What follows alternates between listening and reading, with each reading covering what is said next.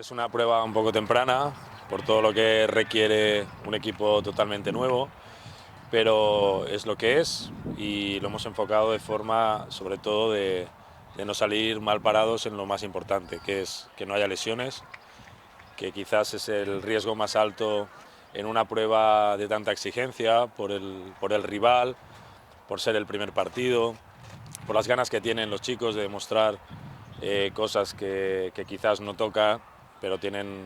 mucho corazón, muchas ganas, y eso a veces pues, puede obligar a esfuerzos que no tocan en este momento. En eso estamos trabajando para que entiendan que lo importante mañana es dar una buena imagen, pero hay que dosificar los esfuerzos porque hemos tenido 4 o 5 entrenos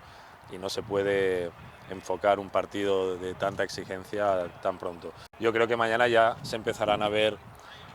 sobre todo algunos comportamientos de lo que queremos este año, porque están captando muy rápido lo que se les está proponiendo y seguramente mañana ya empezaremos a ver cosas de lo que va a ser este equipo. Sí, tenemos que enfocar el partido seguramente diferente a lo que queremos ser en el futuro. Queremos ser un equipo con el protagonismo, seguramente el Betis en ese aspecto veniendo tan rodado y también con jugadores tan técnicos, seguramente con mecanismos de juego ya mucho más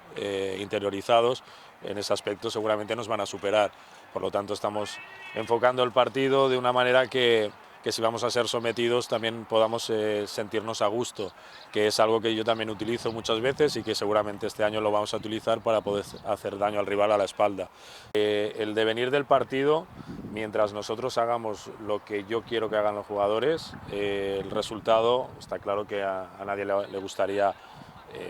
un resultado abultado, pero creo que ni es determinante ni es...